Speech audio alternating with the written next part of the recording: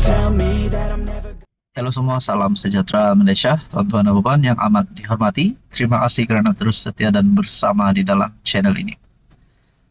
Baru-baru ini Anwar Ibrahim sebagai Perdana Menteri ada mengumumkan berita baik berkaitan dengan ekonomi dan berkaitan dengan beberapa perkara baik. Contohnya berkaitan dengan isu hutang negara. Baru-baru ini PMX telah membuat satu berita gembira.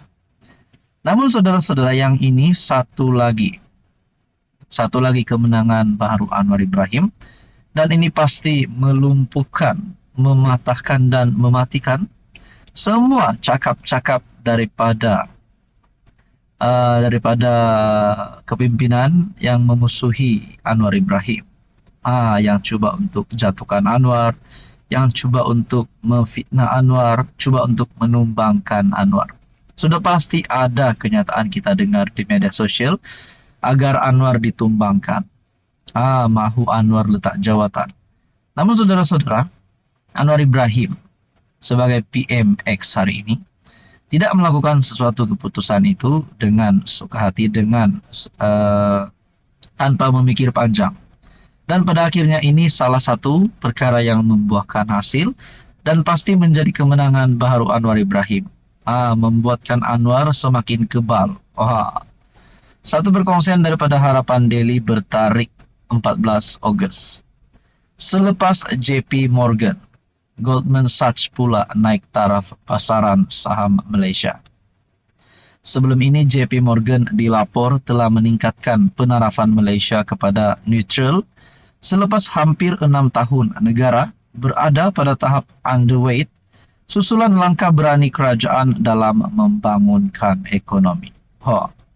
Saudara-saudara, sebelum ini ada pihak daripada kepimpinan pembangkang yang kata Anwar ini tak pandai dalam perdagangan, yang kata Anwar ini tak layak jadi PM. Ada yang kata sampai Malaysia ini akan hancur sekiranya Anwar jadi PM. Tapi kita dapat lihat ini bukan kehancuran, tapi ini kemenangan. Terbaru analisis oleh Goldman Sachs pula menyebut bahawa suasana pelabur terhadap Malaysia telah bertambah baik kini selepas Datuk Seri Anwar Ibrahim memegang jawatan Perdana Menteri. Dengarkan ini saudara-saudara. Sekaligus membawa kestabilan politik. Kestabilan politik yang paling penting. Sudah pasti ada yang di luar sana. Mungkin rasa-rasanya lah, termasuk seteru politik Anwar, yaitu Mahathir, mungkin Muhyiddin, Adik Awang dan siapa-siapalah pemimpin daripada pembangkang yang pernah mengeluarkan kenyataan agar Anwar Ibrahim dijatuhkan, tak layak jadi PM dan sebagainya. Tapi lihat, ini bukannya satu keburukan tapi berita baik untuk seluruh rakyat Malaysia. Menurut laporan utusan Malaysia, berikutan itu Goldman Sachs telah menaik taraf pasaran saham Malaysia kepada wajaran sama, iaitu equal weight. Berikutan sifat defensif pasaran tempatan apabila melibatkan kejutan luaran. Ekonomi Malaysia yang semakin teguh dan mata wang yang lebih kukuh juga meningkatkan keyakinan terhadap aset tempatan.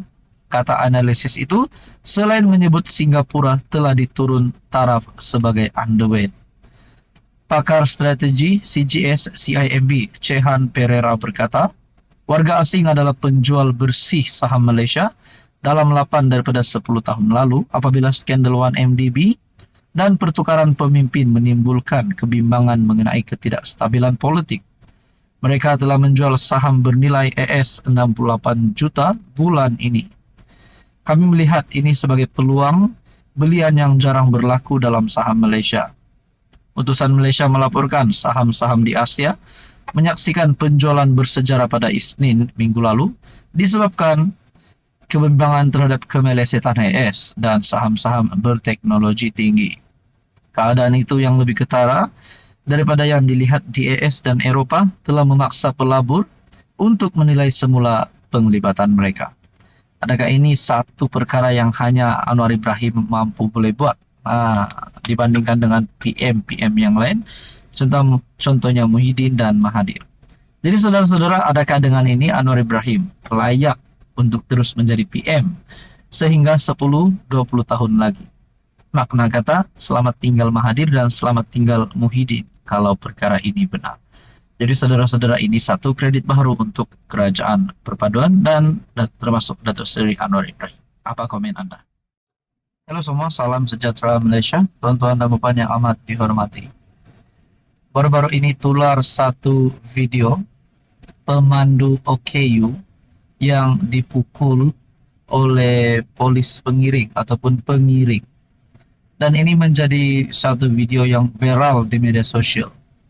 Dan rata-rata netizen di dalam ruangan komen, tak kira daripada Facebook, YouTube, meluahkan rasa tidak puas hati mereka kerana pemandu OKU itu dipukul. Nah, persoalan paling utama di dalam isu yang viral ini, yang pertama sekali, kenapa pemandu OKU itu dipukul? Nah, akhirnya saudara-saudara, selepas tular video ini, isu ini yang menjadi buah mulut ramai orang, ini satu keputusan terkini daripada IGP ataupun Ketua Polis Negara Tan Sri Razaruddin Hussain melalui sinar harian bertarikh 14 Ogos. Anggota polis cederakan OKU sudah dikenakan tindakan tata tertib menurut Ketua Polis Negara Tan Sri Razaruddin Hussain.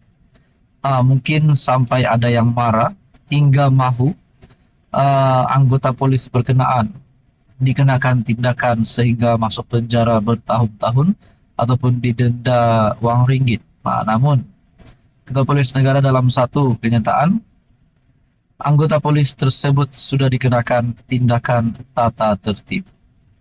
Anggota polis yang disyaki mencederakan pemandu e-hailing yang juga OKU di lobi sebuah hotel pada 28 Mei lalu telah dikenakan tindakan tata tertib. Ketua Polis Negara Tan Sri Razaruddin Hussain berkata, tindakan itu dilaksanakan serta-merta susulan siasatan dalaman yang dijalankan oleh pihak Jabatan Integriti dan Pematuhan Standard JIPS Polis Diraja Malaysia awal Jun lalu. Mana-mana anggota yang melakukan kesalahan tata tertib berhadapan dengan pelbagai tindakan seperti amaran, tahan kenaikan gaji, gantung kerja, dan diturunkan pangkat. Tindakan terhadap anggota yang melakukan kesalahan itu sudah dilaksanakan pada peringkat awal lagi sebaik JIPS selesai menjalankan siasatan dalaman menurut KPN. Kata beliau, siasatan terhadap anggota polis itu juga turut dibuat mengikut Seksyen 323 Kanun Keseksaan atas kesalahan mendatangkan kecederaan. PDRM tidak pernah melindungi mana-mana pegawai atau anggota polis yang melakukan apa juga kesalahan. Razaruddin mengulas perkara itu susulan kenyataan Peguam N. Surendran yang mewakili mangsa pemandu e-hailing Ong Ing Kiong 48 yang mempersoalkan tindakan oleh pihak polis dan pejabat Peguam Negara dalam kes berkenaan. Surendran berkata selepas lebih 2 bulan tiada sebarang tindakan dilakukan terhadap suspek yang disyaki mencederakan Ing Kiong. Jadi saudara-saudara yang amat dihormati, bagi saya keputusan Ketua Polis Negara ini pasti menggemparkan seluruh Malaysia, terutamanya netizen, rakyat Malaysia dan juga kepimpinan politik. Saudara-saudara, apa komen Anda berkaitan dengan isu ini?